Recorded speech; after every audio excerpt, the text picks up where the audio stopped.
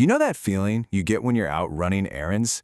That weird sense of déjà vu? Like the different stores you're popping into, the brands you're grabbing, they all feel, I don't know, connected somehow. Well, if you've ever had that thought, let me tell you, you are absolutely not imagining things. I mean, think about it. You hit the gym, you grab a coffee on the way home, maybe you even take your dog to the vet, and there's just something familiar about all of it. It's that little voice in the back of your head asking, wait a minute, are all these places secretly run by the same people? Well, here's the kicker. That feeling, it's not just a feeling, it's real. There's this massive economic shift happening kind of quietly right under our noses. You really are bumping into businesses with the same type of owner, way more than you think. So let's pull back the curtain and see who it is. All right, so who is this invisible force buying up Main Street? The answer is private equity. Now, I know what you might be thinking. Private equity? Isn't that some boring Wall Street thing for giant faceless corporations? Well, that used to be the case, but things have seriously changed. Yeah, over the last 20 years or so, there's been this huge shift. See, private equity, or PE, firms used to hunt for big game, massive publicly traded companies. But now, their playbook has totally flipped. They've turned their attention away from Wall Street and are zeroing in on Main Street. We're talking about the everyday businesses that you and I use all the time. And just look at how wide their net is. This isn't just about a few retail shops. We're talking restaurants and food chains, gyms, vet clinics. Heck, even your dentist's office could be on their list. The sheer variety of industries they're getting into is, honestly, it's pretty staggering. Okay, so we know who's doing all the buying. But the next logical question is, why? What's so special about these Main Street businesses? Well, it turns out there's a method to the madness. They follow a very specific and, frankly, very effective three-step playbook.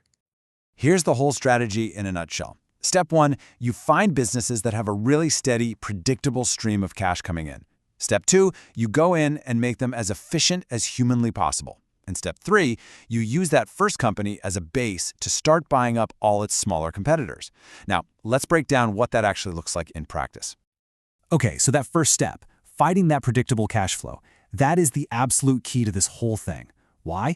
Because that steady stream of money isn't just for profit. It's used to pay down the huge amount of debt the firm took on to buy the company in the first place.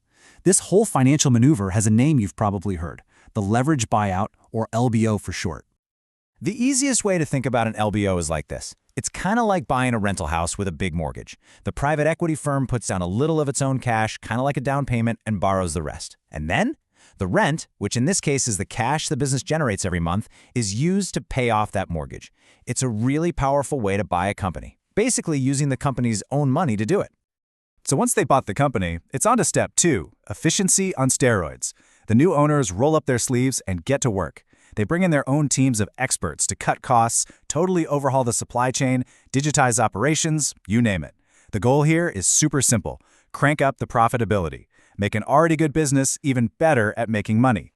And that brings us to the final and maybe the most powerful step, consolidation. Here's how it works. The PE firm buys one solid company. Let's say it's the successful local vet clinic. They turn that clinic into what they call a platform.